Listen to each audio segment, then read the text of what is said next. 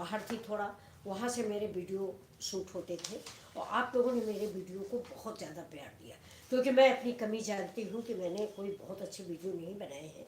और उसका भी एक रीज़न दोस्तों मैं आज आपको बताऊँ कि मेरे घर में मेरे बच्चे जो हैं वो इतना ज़्यादा हेल्थ कॉन्शियस है कि कुछ खाना नहीं चाहते। तो मैं किसके लिए बनाऊँ, मेरी भी तबीयत थोड़ा कम ठीक रहती है, मैं 60+ हूँ। तो तेल का इस्तेमाल, मैं मसालों का इस्तेमाल, ये सब हम लोग बहुत कम करते हैं। तो इसीलिए हो सकता है आप सब लोगों को सब्जियां ना पसंद आती हूँ, लेकिन मैं फिर भी आपसे एक रिक्वेस्ट करूँगी कि मैं जो सब्जी बनाती हूँ, जो कुछ भी बनाती हूँ, वो आपके जैसा मैं खाती हूँ वैसा ही आपको दिखाती हूँ, और वो बहुत ही फायदेमंद चीज़ें होती हैं। तो दोस्तों, रीज़न ये एक और भी है कि मैं खुद वीडियो बनाती हूँ, खुद वीडियो डालती हूँ, इसीलिए वीडियो अच्छे नहीं बन पाते क्योंकि मैं एडिट नहीं कर पाती हूँ। अब मेरे बड़े बेटे कुछ दिनों से आए हुए हैं, तो वो थोड़ा ही एक्टिंग का काम करते हैं, इसीलिए आप लोगों ने मुझे वीडियो में इतना सपोर्ट किया। इस बीच 1-2 महीना से, जब से वो आ गए तब से आप लोगों ने बहुत प्यार दिया और मेरे वीडियो में 6-6, 7-7 हज़ार व्यू आने लगी। इसके पहले तो मैं आपको बता दूँ, मुझे 10, 11, 12, 50 इससे ज़्यादा व्यू आते नहीं थे। लेकिन दोस्तों, एक चीज़ मैं आपको बताऊंगी, इस एज पर भी मैंने अपना कॉन्फिडेंस नहीं खोया। ये भी आपके लिए एक शिक्षाप्रद बात है, कोई गर्व की बात नहीं। मेरे बच्चों, आप लोग इस चीज़ को ध्यान दो, कॉन्फिडेंस नहीं खोना। मुझे सफल होना है किसी न किसी तरह, आज नहीं कल, कल नहीं परसों सफल होना है। तो मैंने अपना कॉन्फिडेंस नहीं खोया। आप लोगों ने नहीं देखा, नहीं प्यार दिया, वीडियो नहीं अच्छा था, उसमें आप लोगों को गलतियाँ नहीं। मैंने कोई सब्जी डालते ही आपने निशा मधुलिका की देखी हुई है, तो उसमें आंटी जी की सब्जी तो किसी काम की नहीं है, जीरो ऑयल की सब्जी है, तो इसकी कोई बात नहीं है। लेकिन फिर भी मैंने अपना मतलब संघर्ष करना नहीं छोड़ा। मैं डेली 2 वीडियो डालती हूँ, यहाँ तक कि 3 या 4 भी डालती हूँ। पहले थोड़ा टाइमिंग का ध्यान नहीं था, किसी भी समय में डाल देती थी, लेकिन अब मुझे ध्यान आ गया है, तो मैं 4 से लेके 5 तक में डालती हूँ। 2 वीडियो डालती हूँ दोस्तों डेली, चाहे जैसे डालूँ। इस 2 दिन से मेरी तबीयत खराब है, तो मेरे बेटे ने बना के डाला है। ये बाहर से आए तो 1-2 डिशें वहाँ से देखे थे, तो इन लोगों ने बना के डाली। आशा करती हूँ कि आपको पसंद आएगी। तो दोस्तों देखिए, जो भाग्य में होगा वो जरूर होगा, लेकिन उसके लिए मुझे भाग्य का सहारे बैठ नहीं जाना है। मुझे कि नहीं, मेरे भाग्य में चैनल में यूट्यूब में मोनेटाइज होना नहीं लिखा। नहीं लिखा, क्यों नहीं लिखा है, मुझे संघर्ष करना है। और दोस्तों, बड़ी खुशी की बात मैं आपको बता दूं कि मेरे चैनल के लिए अप्लाई टू ऑल आ गया है कि अप्लाई करें, आपका चैनल मोनेटाइज मेरा 4,4100 वॉच टाइम हो गया है। ये आपका प्यार है, आपका दुलार है और ऊपर वाले की मेहरबानी है। दोस्तों, मैंने 2019 में चैनल बनाया था लुधियाना में, लेकिन ये थोड़े दिन बनाने के बाद पोता वोता हो गया, बात ख़त्म हो गई, बंद कर दिया। अब इस बीच में फिर मैं आप लोगों को क्या बताऊं, कुछ दिन पहले मेरे हस्बैंड अचानक एक्सपायर हो गए। इससे बड़ा दुख जीवन में कुछ होता नहीं।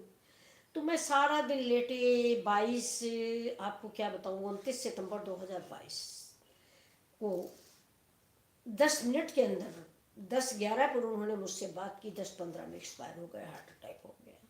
वो लखनऊ में थे, मैं शामली में थी। दोस्तों, उसके बाद से दिल टूट गया। आप सभी लोग जानते होंगे, कुछ भी करने का मन न किया, मैं सारा दिन अफसोस में रहती थी।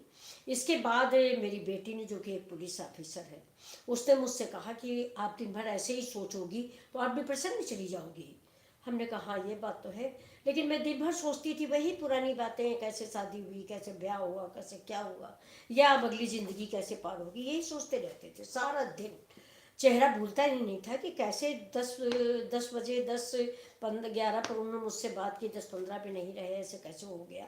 अजीब सा लगता था, बहुत बड़ा सदमा लगा दोस्तों। ईश्वर न करे ऐसा दुख किसी के ऊपर पड़े। लेकिन मेरी बेटी नहीं मानी, उसने कहा आप अपना चैनल फिर से स्टार्ट करो, जो क्या। तो उन्होंने मिथिला जी की दुनिया के नाम से दूसरा बना दिया। मैं भी उल्टे सीधे जब ज़्यादा परेशान होने लग हो जाऊँ बेड पे लेटे लेटे, तो उठ के कुछ न कुछ सब्जी उब्जी बनाने लगती थी। धीरे धीरे करके दोस्तों, आप सबसे बात करके, आप सब लोग बच्चे हो, बात करके मन रमता गया। आप जानते हैं ना, दुख बड़े बड़े मतलब बहुत बड़ा बड़ा दुख जो है, समय जो है भर देता है, घाव भर देता है। इसको खैर फिलहाल मैं आपको बताऊं, घाव भरना तो हम नहीं कहेंगे, इसलिए कि याद अगर दिल से निकल जाए तो मैं समझूं कि वो भूल गया। तो ऐसा तो है नहीं। हाँ, ये है कि हम कुछ कर नहीं सकते, हम मजबूर हैं। जो उन्होंने लिख दिया है उसके आगे हम मजबूर हैं, उस चीज़ को हम रोक ही नहीं सकते और ना हम कुछ स्टेप उठा सकते हैं, ना अब हम उनको ला सकते हैं सोचने के अलावा। इसलिए आदमी हंस देता है, बोल देता है और अपना प्रिय व्यक्ति चला जाए और आदमी जीवित रहे, संभव होता है। लेकिन ये सब उनकी मेहरबानी है, उसमें क्या किया जा सकता है। तो फिर मैंने दोस्तों वीडियो बनाना शुरू किया। मेरा मकसद आप सबको दुखी करना नहीं था, प्लीज़ आप सब लोग दुखी मत होइए। तो ईश्वर की महिमा, जो आया है वो जाएगा, मैं भी जाऊंगी। तो अ, तब से मैंने वीडियो बनाना शुरू किया।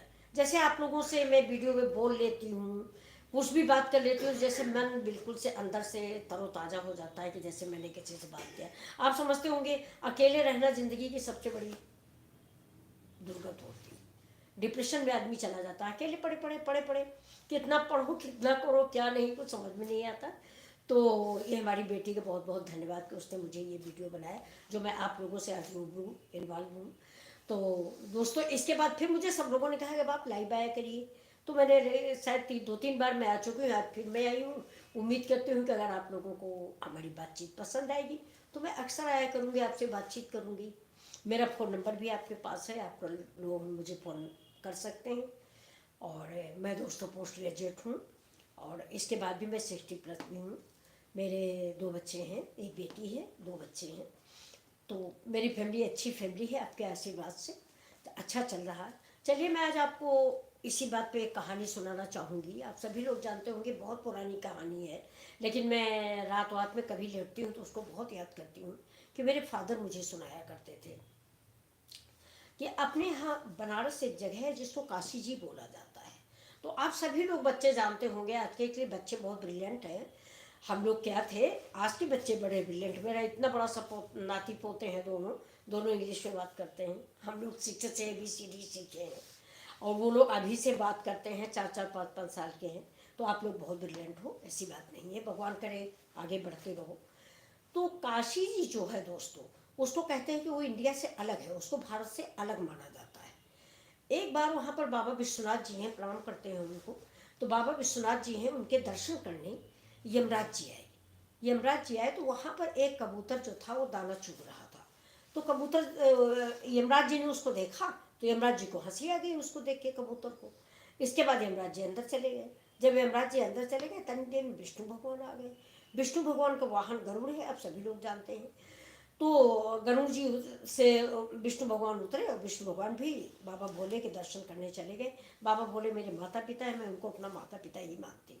मैं उनको अपना पिता समझ के बात करती हूँ कि आप मेरे पिता हो, आप मुझे ऐसे कैसे दुख देख सकते हो। अपनी बेटी को कोई ऐसे दुखी देख सकता है? मैं उनसे इस तरह से बात करती हूँ और वो मेरी सारी बातें सुनते हैं दोस्तों। इसमें दो राय नहीं है कि अगर मैंने ओम नमः शिवाय का जाप किया तो मेरा काम पूरा होता है।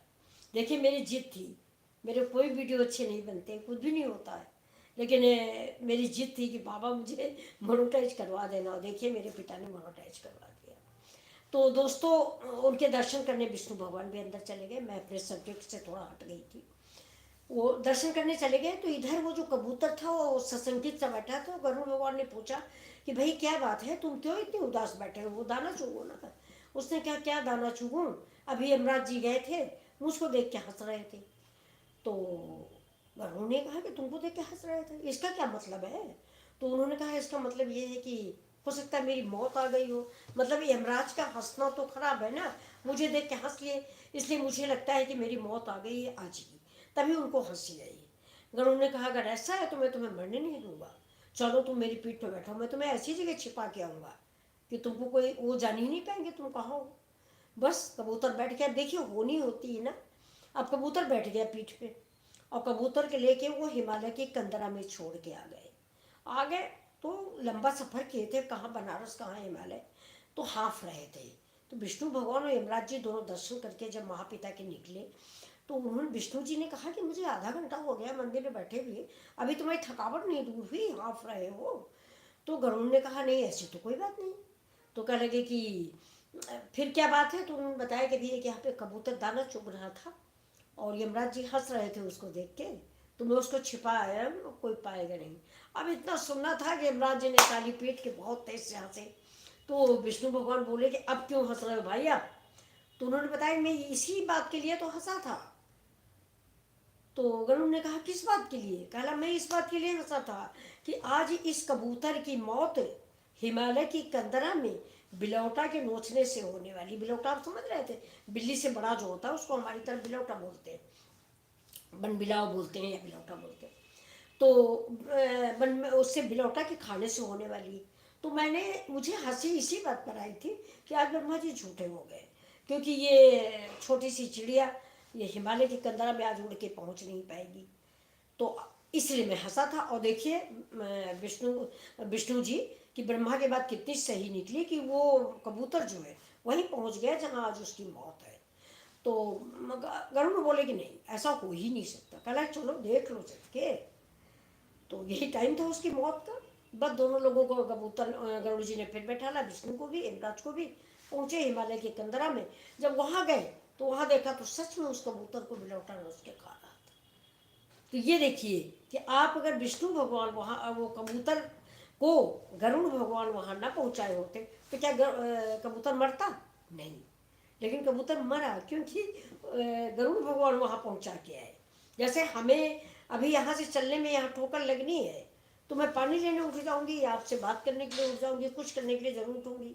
इसकी रामायण की चौपाई आप लोग जानते ही होंगे कि तुलसी जस भवतव्यता तैसी मिले सहाय, आप न आवे ताह पर और ताह तहाँ ले जाए। मतलब वो खुद स्वयं आपके पास नहीं आती, आपको वहाँ ले जाती, क्योंकि वो होना है आपके साथ। आज उन्होंने परमपिता परमेश्वर ने लिख रखा है, तो आपके साथ वो होना है तो वो होगा, जरूर होगा। लेकिन हाँ, इसके साथ भी एक रिक्वेस्ट और भी आप लोगों से है कि कुछ होना है, इसके लिए हम कुछ करें ना, हाथ पे हाथ रख के ऐसे बैठ जाए। ये तो कोई बात नहीं कि भाई मैं आज लखनऊ नहीं जाऊँगा क्योंकि हो सकता है एक्सीडेंट हो जाए, मैं भाई प्लेन पे नहीं बैठूंगा, हो सकता है एक्सीडेंट हो जाए। जैसे बहुत सारे लोग कहते हैं कि जहाँ तो लोगों की मौत बेड पे होती है। अरे भाई बेड पर ही तो होगी। जब बेड पे लेटे हैं तो बेड पे मौत होगी, अस्पताल में होगी, ज़मीन पे थोड़ी होगी। जहाँ हम लेटे हैं, जहाँ हम बैठे, वही मौत होगी और कहीं होगी नहीं। तो इसके लिए आप लोग परेशान मत हो, जो ईश्वर ने लिखा है वो जरूर होगा। हाँ, लेकिन ये है कि हम एक सामाजिक प्राणी हैं तो मुझे चिंता तो होती है, क्योंकि भगवान ने जो दिमाग डाला है ना, ये अच्छाई के लिए भी डाला है और बुराई के लिए भी डाला है। देखिए कुत्ता बैठा है, उसको कोई चिंता नहीं कि मुझे रोटी मिलेगी कि नहीं मिलेगी, क्योंकि रोटी की चिंता मुझे करनी है कि इसको मुझे रोटी देनी है। उसको नहीं चिंता है, क्योंकि वो जानता है ना कि ये मेरा मालिक है, ये मुझे रोटी देगा। लेकिन हमको अपने लिए अपने परम पिता पे भरोसा ही नहीं कि वो हमें रोटी देंगे शाम तक। हमको भी बिल्कुल इस कुत्ते जैसा होना चाहिए ना। ये मेरा कुत्ता है, इसका नाम कूपर है, सफ़ेद, आपने देखा होगा कई बार।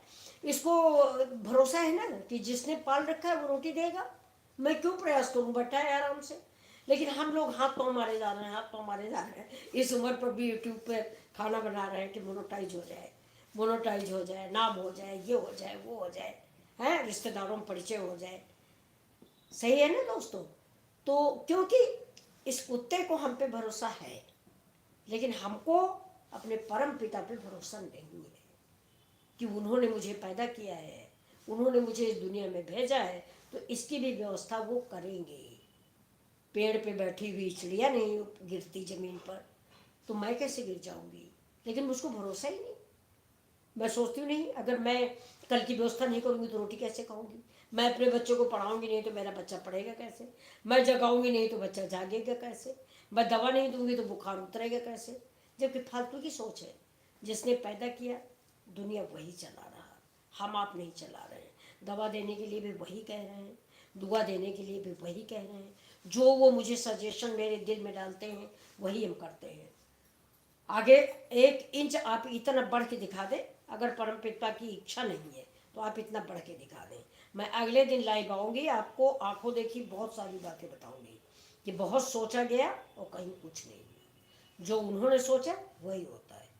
तो दोस्तों, इसी बात के साथ नमस्कार।